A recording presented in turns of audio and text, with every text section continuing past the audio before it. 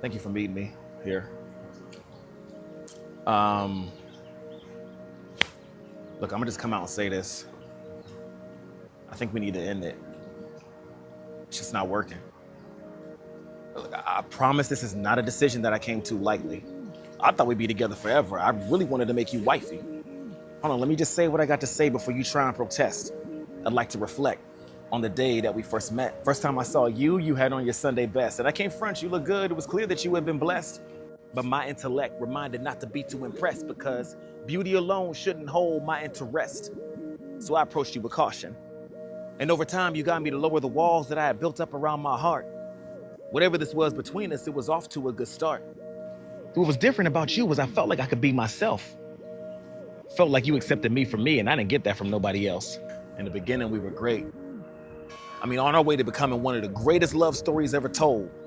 Every time I'm around you, you were feeding my soul. You encouraged me to get to know God, and even though I already knew him, I'd be lying if I said you didn't help me feel closer to him. But you made it clear that if we were gonna work, there was things I could and could not do. So I stopped cussing, got me reading and praying daily. I'm acting brand new. And I loved every minute of it. It seemed like because of you, I was spiritually growing. We'd only hook up once a week, but damn, that loving was potent. You had me open. Caught feelings for you as deep as the ocean. You had me so lost in the sauce, I was just out there floating. All your thoughts and your ways is what I wanted to observe. I started falling for the flattery of your eloquent words. You're so gifted. He chose you. God has given you so many giftings. The more you spoke, the more I listened. All your words, I chose to respect it.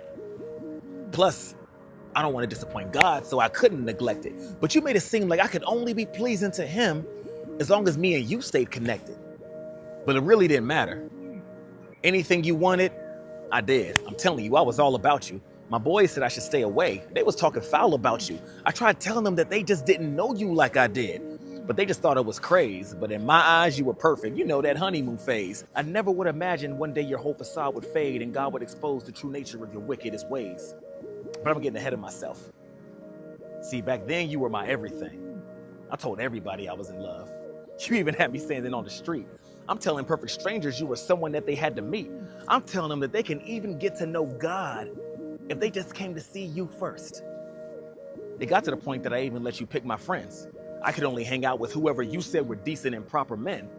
You said if anybody didn't agree completely with your way of life, I had to keep them at a distance. They would hurt my relationship with God, so of course I decided to listen. My boys, I'm telling you, they did not see what I saw in you. To them, it was a mystery. They even said that my relationship with you was proof I was ignorant of my own history. But I was like, nah, man. I'm a rock with my queen. My whole backside, y'all can kiss it. We gonna continue on our journey. Don't care who out here dissing. I shut down every voice that wasn't yours. And for a while, that was good enough. But eventually, you wanted more. You told me what music I could and couldn't listen to, what shows I should watch. I mean, you wanted more of my time, more of my energy. It just wouldn't stop. You even wanted more of my finances. I mean, you asked and I gave. I was there whenever you need me. You had me out here writing you checks on the weekly. Eventually, your demands of me, they grew more and more.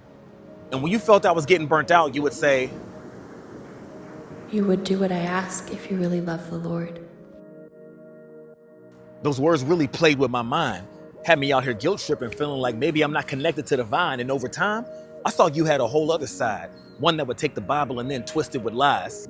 I also saw you didn't like to be questioned, because who am I to question you? After all, you're the one with the relationship with the Father. So when you make demands of me, I have no right to be bothered. You also didn't like finding out that I had my own desires in this life. I told you that sometimes I think about using my talents to do things that bring me joy. You told me I was being selfish and falling for the devil's ploy. You said I should use my giftings for God and for God alone, but when you said God, you really meant you. I should always use my giftings to further your wants, your goals, your dreams. This is the first time I started to realize you weren't at all what you seemed.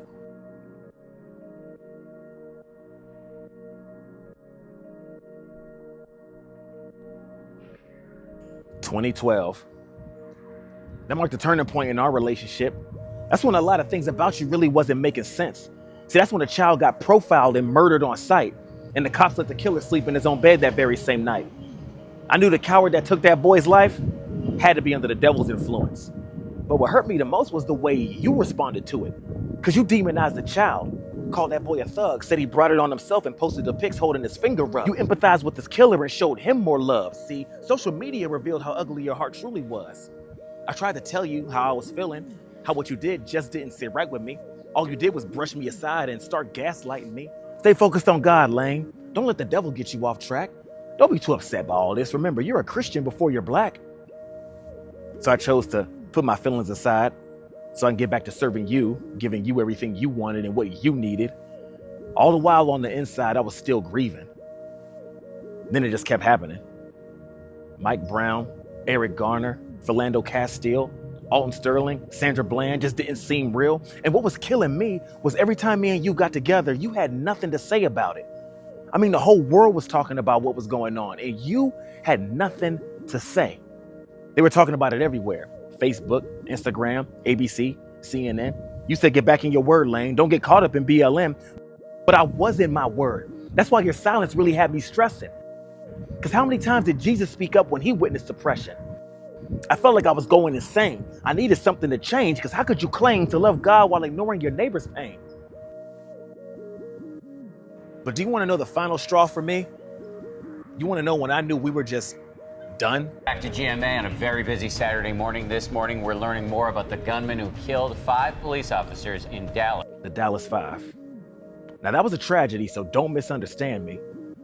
But I'll never forget when you said, We should pray for the officers' families. that's all I wanted you to do for the families of Trayvon, for Sandra Bland or Mike Brown. Not once did you pray for them. You just told me to pipe down. In that one instant, any love I had left for you was gone without a trace. I'll never forget how that felt. You might as well have spit right in my face. I mean, after all the years I gave to you, you couldn't just listen to how I feel. All you did was deflect everything I brought up, make it seem like it wasn't a big deal. I saw myself in each one of those victims. I'm looking like, dang, one day that could be me lying there. And the only thing I wanted from you was to know that you cared. I just wanted to know that you cared. But you didn't. You didn't give a damn about any one of their lives. And the more I thought about it, it was clear the reason why. So you claim you love God, but really you got something above that. Because God comes second in your life. You let politics trump that. And speaking of, I completely understand why you made an idol out of him. If I didn't, I would be a fool. Because he's a colonizer, and you've always been a colonizer's greatest tool. I don't even recognize you anymore. It's like you turned your back on everything you claim to stand for. I was blinded when we first met, but I get what my boy said, you were a hypocrite. Now when I think about the time we spent, it honestly just makes me sick. But I blame myself for all the things I allowed you to put me through. Now I want to vomit every single time I look at you. And okay, yeah, maybe I'm bitter. Maybe I'm broken. Maybe I'm having a hard time healing like Hugh Jackman and Logan. I wish Facebook wouldn't bring up these memories when I'm scrolling, because the good times are based on lies. I was just too dumb to know it. No, that's not true. The truth is, it wasn't all bad.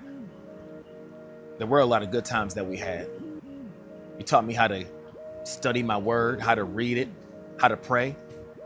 And the irony is, because of all that, that's how I know that you're the one who's gone astray. I'll be honest, when I left you, I thought my relationship with the Most High would suffer. That was truly my fear. But me and him are closer than ever, so I don't need your help anymore. I got it from here. I appreciate you letting me get this off my chest. This conversation, we needed to have it. I guess the only thing left to say was, it was good while it lasted.